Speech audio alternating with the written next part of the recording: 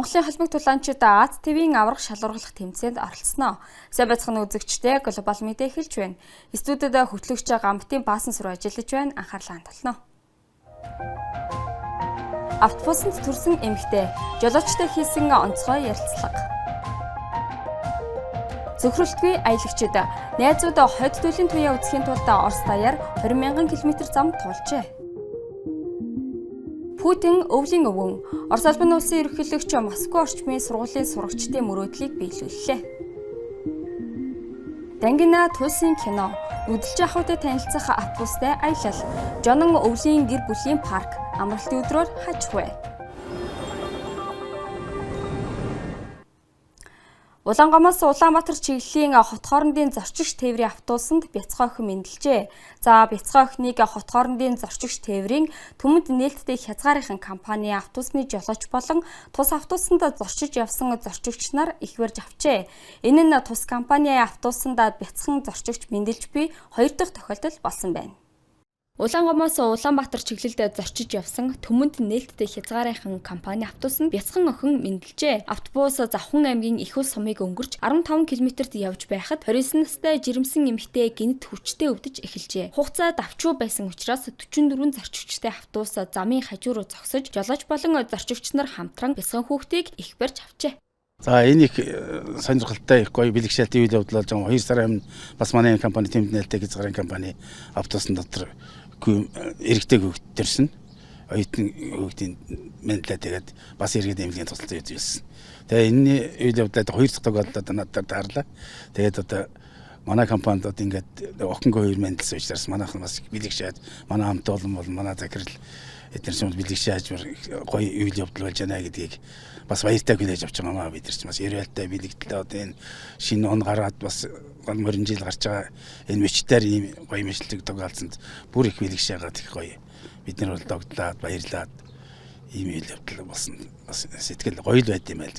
Шөнийн 1 цаг 10 минутанд 3 кг 200 г жинтэй охин мэндэлж их хүүхдийг Завхан аймгийн Их ус сумын эмнэлэгт хүргэсэн байна. Одоогоор их хүүхдийн биеийн байдал 9 минут эмчнэрийн хяналтад ороод байгаа талаар холбогдох албаныхан мэдээлж байна. Дашрамд дуртахад энэ нь тус компанийн автобусанд бяцхан зорчигч мэндэлж буй 2 дахь тохиолдол бөгөөд өнгөрсөн оны 10 дугаар сард Төмөнд нээлттэй хязгаарынхан компани автобусанд мөн нэгэн их амарч байжээ. Автобусанд бол ер нь дандаа янз янзэр мэрэгжилтэй хүмүүс явж байгаа шүү дээ. Бас тэр нь бол лав 44 өнгөн дотор нэгээс 2 бол байнга л явж байгаа тэр.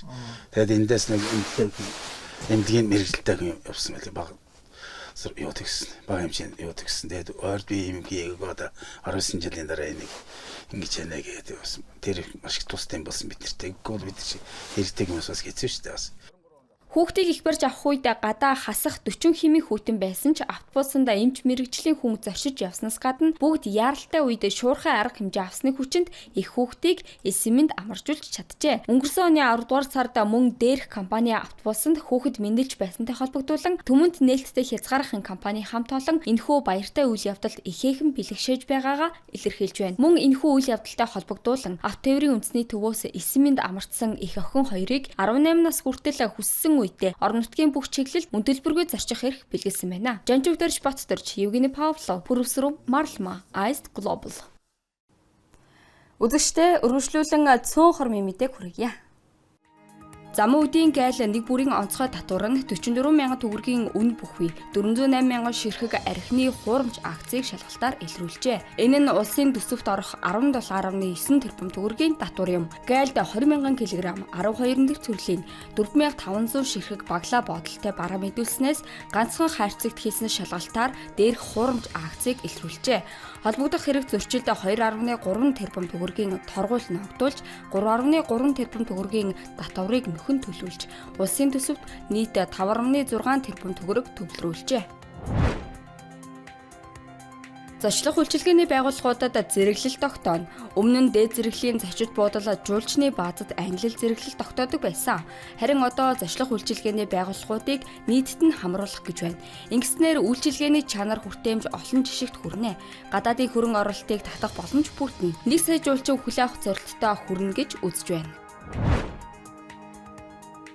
Пукок руу аялж буй жуулчдын эрх ашгийг хамгаалах шуурхай утас ажиллаж эхэлжээ. Бүгд найрамдах Вьетнам улсын Пукок аралд аялж амрах жуулчдын тоо жилээс жилд нэмэгдэж байгаатай холбоотой хил дамнсан 8, лувр, хурамч бараа бүтээгдэхүүн, үнийн зөрчил болоод хууль зөрчсөн үйлдэл бүртгэгдэх болжээ. Тиймээс байгууллага иргэдээс мэдээлэл санал хүлээн авах 24 цагийн шуурхай утас ажиллаж эхэлсэн байна. Ирсэн мэдээллийн нууцыг хадгалах бөгөөд авсан арга хэмжээний талаар хариу мэдээлэл өгнө гэж бүгд найрамдах Вьетнам улсад суугаа Монгол улсын элчин сайдын яамнаас мэдээллээ.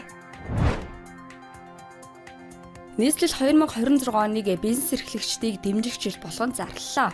Хотын дарга Нямбатар үндэсний үйлдвэрлэгч жижиг дунд үйлдвэр бүтээн байгуулагчдаа дэмжиж байж хамтдаа хөгжинэ. Үүний тулд хамгийн түрүүнд зөвшөөрөл бичиг баримт өгдөг газрууд эрчим хүч, ус, дулаан хангамжаар хангадаг байгууллагуудын хандлагыг өөрчилж, шат дамжлагыг цөөлнө. Хорооны хүнсний дэлгүүрээс авахуулаад топ аж ахуй нэгж хүртэлх бүхий л бизнес эрхлэгчдийг дэмжинэ гэжээ. Цагуурын байгууллагын мэдээллээр 10-нд хөвсгөлийн уулархаг нутаг, Дэргангийн тал нутгаар, 11-нд Хангай, хөвсгөл Хинтийн уулархаг нутгаар цас орж явган шуурга шуурна. Салхи 9-өөс 11-нд Говь тал Хээрийн нутгаар секундэд 14-өөс 16 м хүрч ширүүснэ. Брэдийн хөнгө атлетикийн тамирчин Оросын шигшээ багт орлоо. Курумканийн залуу тамирчин Даниэл Канашин 2025 онд гаргасан улсын шигшээ багт орох эрхээ авсан байна. Хүү анх удаа Брэд улсаас бүх Оросын өсвөрийн аврах шалгаруулах тэмцээнд мөнгөн медаль хүртжээ.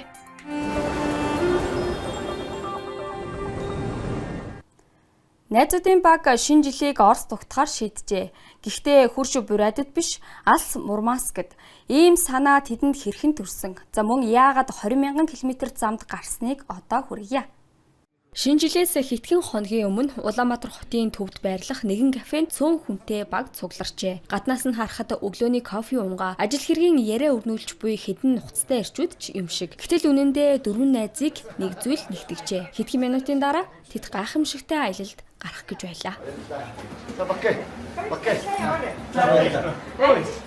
Саяа. За. Тэд хэдхэн хоногийн дотор энгийн суудлын машинаар Улаанбаатараас Мурманск хүртэл явж хойд төлөлийн туяаг нүдэрээ үзэж бусдаж харуулахыг зорьжээ.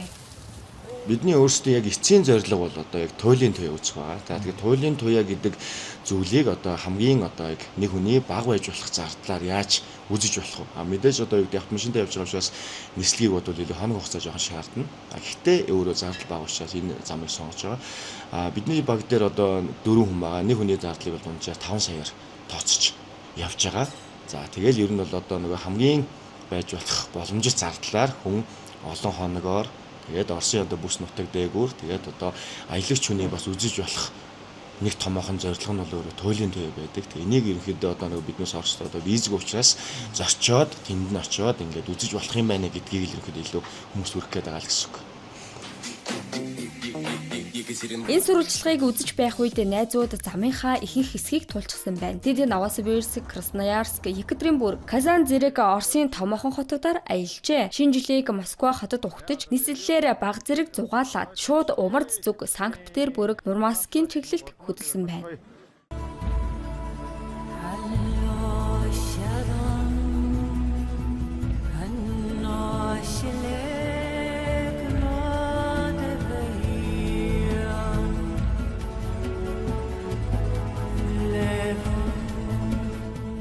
Гэвч аялал Мурманскаар дууссангүй. Тэд Оросын хойд хязгаараас хамгийн өмнөд цэг болох Сочи хотыг зоржээ. Цааш Волгоград, Горны Алтайгаар дамжин харин аялагчид их нутагтаа ирмэгц бид тэднээс сэтгэлдлийг нь заавал сонсгох болно. Харин одоохондоо бүгдээрээ хамтдаа тэдэнд аз жаргалтай замыг хүсье. Бас цагаан атаархлаар жаахан атаархъя. Сергей Тучков, Жанчивдэрч Босторч, Оч Сансар, Хайст Глобал.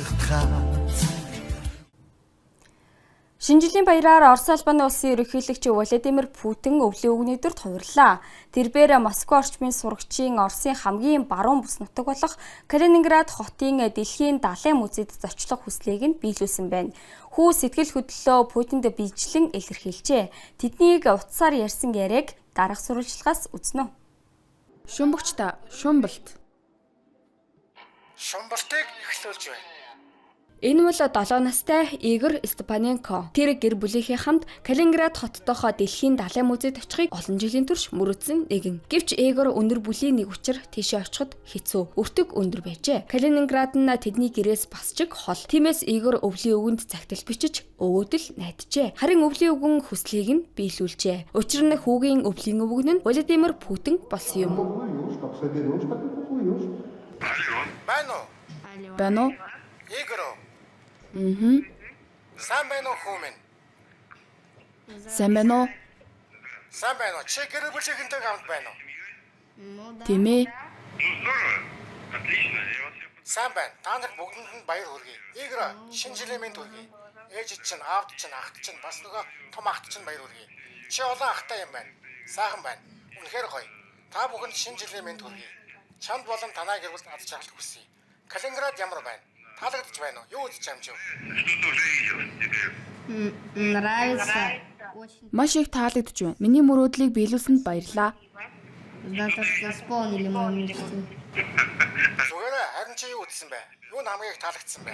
Мне Надад хамгийн их таалагдсан нь авраг халимны аргис. Амар том. Ер нь янз бүрийн чулуудсан олдврууд, хөлөг онгоцууд. там корабли.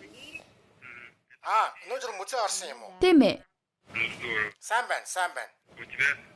Путин ачаар Игорийн ганц бус хэд хэдэн хүсэл биелжээ. Хүү гэр бүлийнхээ хамтаар анх удаа онгоцоор ниссэн бөгөөд Оросын хамгийн үзэсгэлэнтэй хотуудын нэгт очисон байна. Калининград хотод Игорь болон түүний гэр бүлийнхэнд 3 өдрийн аяллаа хөтөлбөр зохион байгуулжээ. Дэлхийн далайн музейгээс гадна тэд Кантын арал, кафедрал сум, Зулсарын баярын ярмагт зочилсон байна. Хүслийн гацуур хандивын аян Орос улбаны улсад 2018 оноос хэрэгжиж эхэлсэн. Энэ хугацаанд тус улсын 89 бүс нутгийн 320 мянга гаруй хүүхдийн мөрөөдлийг биелүүлсэн байна. Уг аян нь хүнд нөхцөлд байгаа хүүхдүүдэд шинэ жилийн эд шидийг мэдрүүлэхэд чиглэдэг юм. Сергей Тучков, Оч Сансар, Гамбат Басан сүрэн, Жанжив дөрж Бат дөрж, Гандуулга, Төгс аюун жаргал, Пүрвсрэн, Марлма, Рублийн агентлагийн материалд тулгуурлав.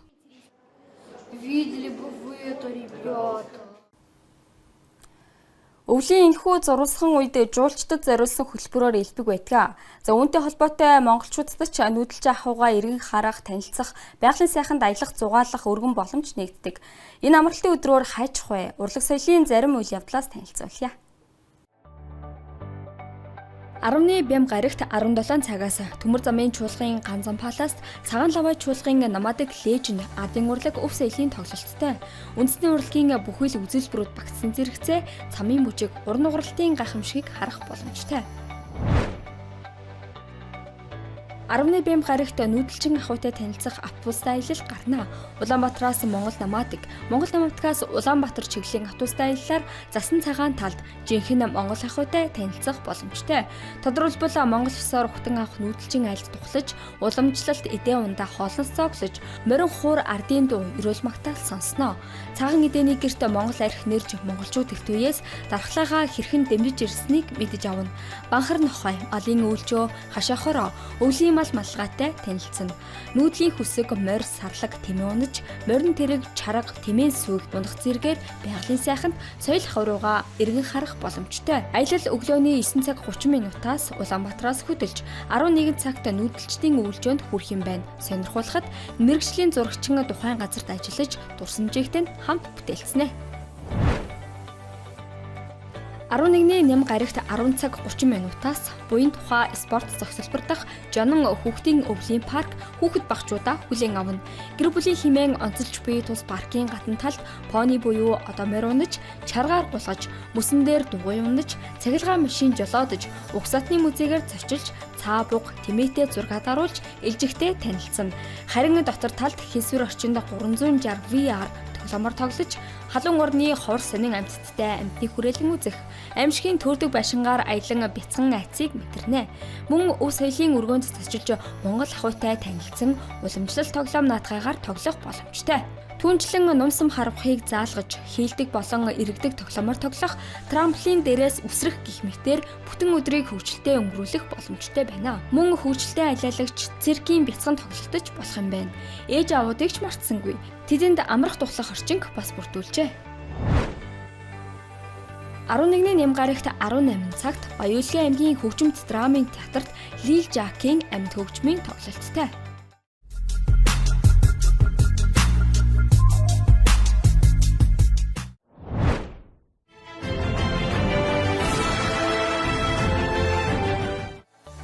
Брэдэд шинэ жилийн гайхамшиг ижидийн ертөнц үргэлжилсээр байна. Тодорхойлбол Улаан хотод Краснодар хотын усан цэрэг анхудаа ирж Лусын дагны зүрх сэдэвт тоглолтоо төлөөлж байна. Тоглолт 10-11-ний Бямт 8 гарагт 15 цагаас болох бөгөөд тус тоглолтыг 7 хүртэлх насны хүүхдүүд өн төлбөргүй үзэх боломжтой байна.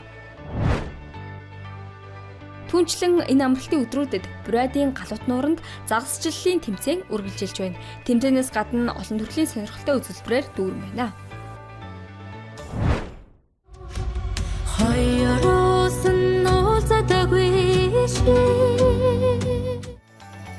Хөлбөрийн төгсгөлд манай уран бүтээлчдийн бүтээсэн нэгэн шинэ уран сайхны киног танилцуулъя. UBS телевизийн уран бүтээлчид Монгол туурхтан түмний заавал үзэх ёстой уран сайхны киног бүтээснээ энэ амралтын өдрүүдэд үзэгчдийн бүтээл болгох гэж байна.